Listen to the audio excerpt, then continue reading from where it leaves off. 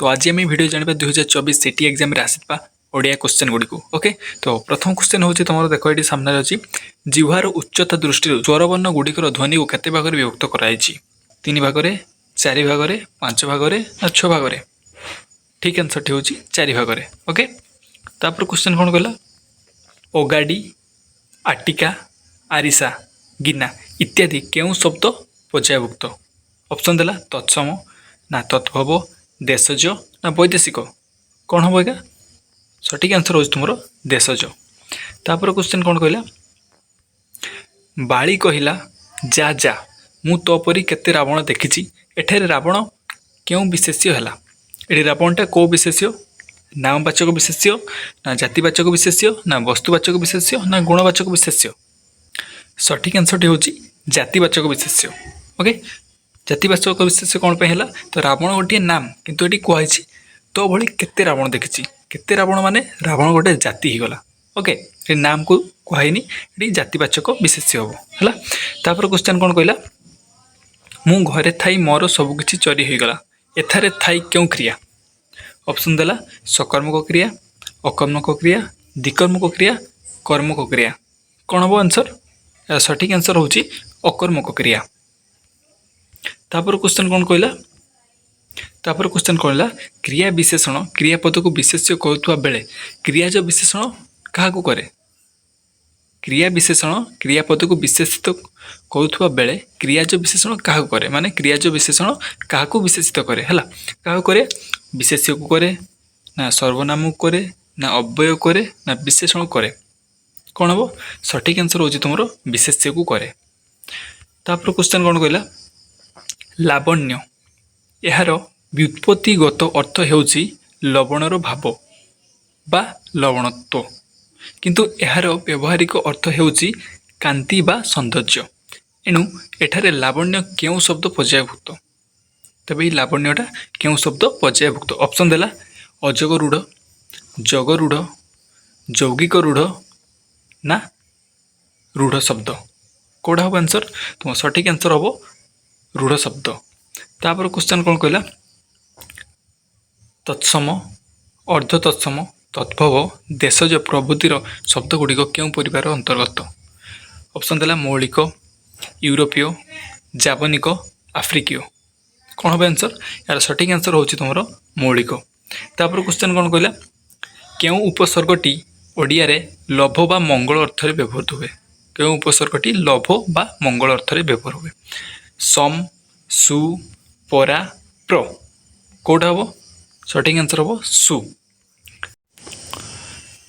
तापर क्वेश्चन कौन कहला उत्कर्ष उज्जवल उत्पात प्रभृति क्यों उपसर्ग रही अछि तो जापाच उपसर्ग रही तो ऑप्शन देख कौन अच्छी उप उन उत उख तो कौटा हम सठिक आंसर तुम सठिक आंसर हूँ तुम उत उपसर्ग।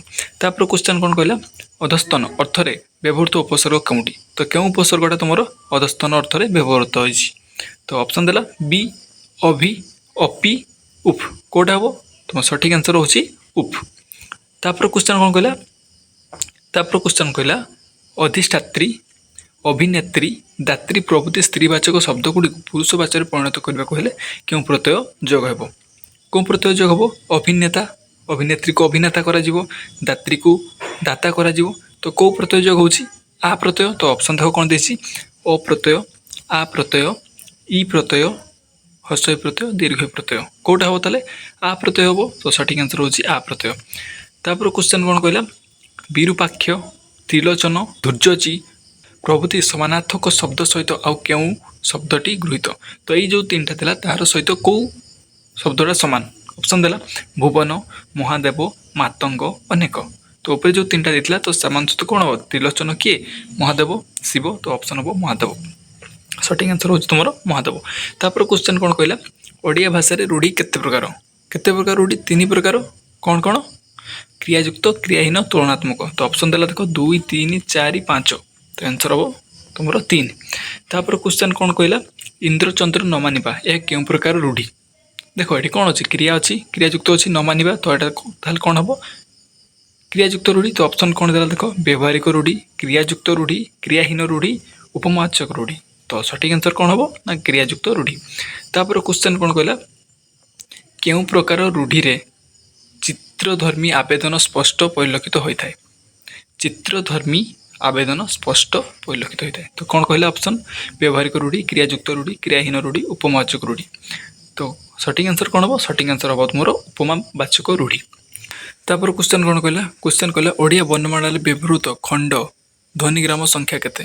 ଅପସନ୍ ଥିଲା 39, 40, 41, 42। ତ ତୁମର କରେକ୍ଟ ଆନ୍ସର୍ କେଉଁଟା ହେବ? କରେକ୍ଟ ଆନ୍ସର୍ ହେଉଛି 39। ତାପରେ କ୍ୱେଶ୍ଚନ୍ କ'ଣ କହିଲା? ଅଷ୍ଟର ଅବସ୍ଥିତି ଦୃଷ୍ଟିରୁ ଅ, ଉ, ଅ କେଉଁ ଧ୍ୱନି ଅନ୍ତର୍ଗତ? ଏଠି ଦେଖିପାରୁଥିବ ଭଲସେ, ଅ ହର୍ଷଉ ଅ କେଉଁ ଧ୍ୱନି ଅନ୍ତର୍ଗତ? ଅପସନ୍ ଦେଲା ବିବୃତ, ଅର୍ଦ୍ଧବିବୃତ, ଗଲାକୃତ, ସମ୍ବୃତ। କେଉଁଟା ହେବ ଆନ୍ସର୍? ତ ସଠିକ୍ ଆନ୍ସର୍ ହେବ ତୁମର ଗଲାକୃତ। ତାପରେ କ୍ୱେଶ୍ଚନ୍ କ'ଣ କହିଲା? ସାଧାରଣ ଭାବେ ଓଡ଼ିଆ ଶବ୍ଦ ଭଣ୍ଡାର କେତେ ଭାଗରେ ବିଭକ୍ତ ହୋଇଛି? ଅପସନ୍ ଦେଲା 2, 3, 4, 5। ତ କରେକ୍ଟ ଆନ୍ସର୍ କେତେ ହେବ? କରେକ୍ଟ ଆନ୍ସର୍ ହେଉଛି 4। ତାପରେ କ୍ୱେଶ୍ଚନ୍ କ'ଣ କହିଲା? ବ୍ୟୋମକେଶ, ମହାନଦୀ, ନେପାଳ, ଭାରତ ମହାସାଗର ପ୍ରଭୃତି କେଉଁ ବିଶେଷ୍ୟ ଅନ୍ତର୍ଗତ? ବସ୍ତୁବାଚକ ବିଶେଷ୍ୟ, ଜାତିବାଚକ ବିଶେଷ୍ୟ, ନାମବାଚକ ବିଶେଷ୍ୟ ନା ଗୁଣବାଚକ ବିଶେଷ୍ୟ? କରେକ୍ଟ ଆନ୍ସର୍ କେଉଁଟା ହେବ? କରେକ୍ଟ ଆନ୍ସର୍ ହେଉଛି ନାମବାଚକ ବିଶେଷ୍ୟ। ପରବର୍ତ୍ତୀ କ୍ୱେଶ୍ଚନ୍ ହେଉଛି ସଂଖ୍ୟାଗରିଷ୍ଠ ମତ ଗଣତନ୍ତ୍ରକୁ ସୁଦୃଢ଼ କରେ। ଏଠାରେ କେଉଁ ବିଶେଷଣ ହୋଇଛି? ତ ଏଠାରେ ଅପସନ୍ ଦେଲା ପରିମାଣବାଚକ ବିଶେଷଣ, ସଂଖ୍ୟାବାଚକ ବିଶେଷଣ, ତୁଳନାବାଚକ ବିଶେଷଣ ନା ପୂରଣବାଚକ ବିଶେଷଣ। ତ ସଠିକ୍ ଆନ୍ସର୍ କେଉଁଟା ହେବ? ତ ସଠିକ୍ ଆନ୍ସର୍ ହେବ ତୁମର ତୁଳନାବାଚକ ବିଶେଷଣ। ହେଲା, ତୁମର ସଂଖ୍ୟାଗରିଷ୍ଠ ହେଉଛି ତୁଳନାବାଚକ ବିଶେଷଣ। ତାପରେ କ୍ୱେଶ୍ଚନ୍ ଆସିଲା ଗାଙ୍ଗେୟ, ଏହାକୁ ବ୍ୟୁତ୍ପତ୍ତି କର, ତାକୁ ଭାଙ୍ଗ। ତାମାନେ ତ କ'ଣ ହେବ? ଗାଙ୍ଗେୟକୁ তুমি ଭାଙ୍ଗିଲେ କ'ଣ ହେବ? ଗା ଯୁକ୍ତ ଅଙ୍ଗେୟ, ଗାଙ୍ଗ ଯୁକ୍ତ ଇୟ ନା ଗଙ୍ଗା ଯୁକ୍ତ ଏୟ ନା ଗାଙ୍ଗେ ଯୁକ୍ତ ଇୟ? କେଉଁଟା ହେବ? ଗଙ୍ଗା ଯୁକ୍ତ ଏୟ। ସେଇଟା ହେଉଛି ତୁମର କରେକ୍ଟ ଆନ୍ସର୍। ହେଲା, ଗଙ୍ଗା ଯୁକ୍ତ ଏୟ। ତାପରେ କ୍ୱେଶ୍ଚନ୍ କ'ଣ କହିଲା? ତାପରେ କ୍ୱେଶ୍ଚନ୍ କ'ଣ କହିଲା ନା ସୁଜନର ଭାବ ବା କର୍ମକୁ ସୌଜନ୍ୟ କୁହାଯାଏ।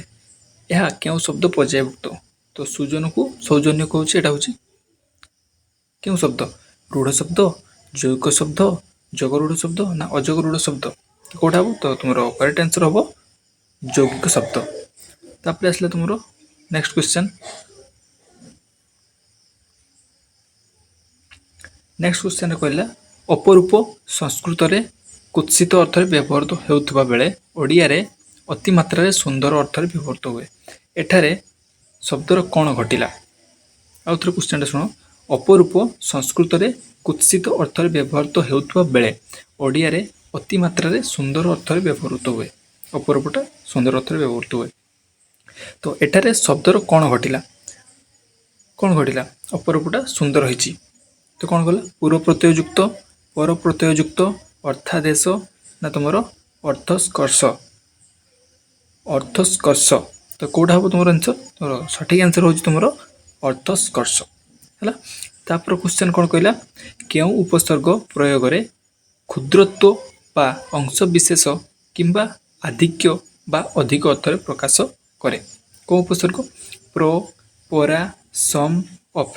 କେଉଁଟା ହେବ? ତୁମର ସଠିକ୍ ଆନ୍ସର୍ ହେବ ପ୍ର। ପ୍ର ହେଉଛି ତୁମର ଯେଉଁଟା ଥିଲା, ପ୍ର ହେଉଛି ତୁମର କ୍ଷୁଦ୍ରତ୍ୱ ବା ଅଂଶବିଶେଷ ବା ଆଧିକ୍ୟ ବା ଅଧିକ ଅର୍ଥରେ ପ୍ରକାଶ କରିଥାଏ। କେଉଁଟା? ନା ତୁମର ପ୍ର। ତାପରେ କ୍ୱେଶ୍ଚନ୍ କ'ଣ କହିଲା? ଉଣି ପ୍ରତ୍ୟୟ ଯୋଗରେ ଗଠିତ ଶବ୍ଦଟି ଚିହ୍ନ। ତ କେଉଁଠି ଉଣି ପ୍ରତ୍ୟୟ ଅଛି? ଦେଖ, ଅପସନ୍ ଦେଲା ଚରଣୀ, ସାହେବାଣୀ, ଚମାରୁଣୀ, ବାରିକିଆଣୀ। କେଉଁଠି ଅଛି? କେଉଁଟା ହେବ ଆନ୍ସର୍ ତୁମର? ଚମାରୁଣୀ। ତାପରେ ତୁମର କ୍ୱେଶ୍ଚନ୍ କ'ଣ କହିଲା? ଭୃତ୍ୟର ସମାଜଚରିତ ଶବ୍ଦଟି କ'ଣ? ଭୃତ୍ୟର ସମାଜଚରିତ ଶବ୍ଦଟି କ'ଣ? ଶ୍ରବ, ବିଚି, କାଷ୍ଠା, କିଙ୍କର। କେଉଁଟା ହେବ ସମାଜଚାରିତ ଶବ୍ଦ ବା ସମାନାର୍ଥକ ଶବ୍ଦ? କେଉଁଟା ହେବ? ତ କରେକ୍ଟ ଆନ୍ସର୍ ହେବ କିଙ୍କର। ତାପରେ କ୍ୱେଶ୍ଚନ୍ କ'ଣ କହିଲା? ଅନାଦର, ଅନୁପଯୁକ୍ତ, ଅନାଦେୟ ପ୍ରଭୃତି ଶବ୍ଦରେ କେଉଁ ଉପସର୍ଗ ରହିଅଛି? ଏଠି ଦେଖ, ଅନାଦରରେ କେଉଁ ଉପସର୍ଗ ଅଛି? ଓ ନା ଅନ୍? କେଉଁଟା ଦେଖ, ଅପସନ୍ ହେଉଛି ଅନ୍ତ, ଓ, ଆ, ଅନ୍। କେଉଁଟା ହେବ? ତୁମର କରେକ୍ଟ ଆନ୍ସର୍ ହେବ ଅନ୍। ତାପରେ କ୍ୱେଶ୍ଚନ୍ କ'ଣ କହିଲା? ନିମ୍ନୋକ୍ତ ଶବ୍ଦ ମଧ୍ୟରୁ କେଉଁଟି ଅନଳର ସମଚାଳିତ ଶବ୍ଦ ନୁହଁ? ମାନେ କେଉଁଟା ଅନଳର ସମଚାଳିତ ଶବ୍ଦ ନୁହଁ? କେଉଁଟା ଅନଳ ବା ତାର କ'ଣ ପ୍ରତିଶବ୍ଦ ନୁହଁ। କେଉଁଟା ହେବ? ପାବକ, ବୈଶ୍ୱାନର, ଚିତ୍ରଭାନୁ, ତ୍ରିଦଶ। କେଉଁଟା ହେବ? କରେକ୍ଟ ଆନ୍ସର୍ ହେବ ତୁମର ତ୍ରିଦଶ। ତାପରେ କ୍ୱେଶ୍ଚନ୍ କ'ଣ କହିଲା? ଅଫିମ ଖର, ଜିତଖର, ନିଶାଖର ପ୍ରଭୃତି ଖର ଉପସର୍ଗ କେଉଁ ଭାଷାରୁ ଆଗତ? କେଉଁ ଭାଷାର ଆସିଅଛି ଏଇଟା ତାହେଲେ? ଜାବନିକ, ନା ତୁର୍କୀ, ନା ପାର୍ସୀ, ନା ଇଂରାଜୀ? ତ କେଉଁଠୁ ଆସିଅଛି? ତ ତୁମ କରେକ୍ଟ ଆନ୍ସର୍ ହେଉଛି ପାର୍ସୀ। ତାପରେ କ୍ୱେଶ୍ଚନ୍ କ'ଣ କହିଲା? ଆପଣା ସୁନା ଭେଣ୍ଡି, ଏହାର ଅର୍ଥ କ'ଣ? ତ ତୁମର ଆସିଲା ଏଇଟା ରୂଢ଼ି। ଏ ରୂଢ଼ିର ଅର୍ଥ କ'ଣ? ଆପଣା ସୁନା ଭେଣ୍ଡି। ତ ଅପସନ୍ ଦେଲା ନିଜ ଲୋକ ଅଯୋଗ୍ୟ, ନିଜ ଲୋକ ଶତ୍ରୁ, ନିଜ ଅପାରଗତା, ନିଜର ନ ହେବା। କେଉଁଟା ହେବ? କରେକ୍ଟ ଆନ୍ସର୍ ହେଉଛି ନିଜ ଲୋକ ଅଯୋଗ୍ୟ। ତ ଏହା ଥିଲା 2024 ସିଟି ଏକ୍ଜାମ୍ରେ ଆସିଥିବା ଓଡ଼ିଆ କ୍ୱେଶ୍ଚନ୍। ତ ଏହାର PDF କିମ୍ବା ଫୁଲ୍ 100ଟା କ୍ୱେଶ୍ଚନ୍ ସବୁ ସବଜେକ୍ଟର PDF ପାଇବା ପାଇଁ ତୁମେ ଡେସ୍କ୍ରିପ୍ସନ୍କୁ ଯାଅ, ସେଠି ଲିଙ୍କ୍ ଦେଇଛି, ତୁମେ ସେଠୁ ଯାଇକି ଡାଉନଲୋଡ଼ କରିପାରିବ। ଆଜିର ଭିଡ଼ିଓରେ ବାସ୍ ସେତିକି। Thank you.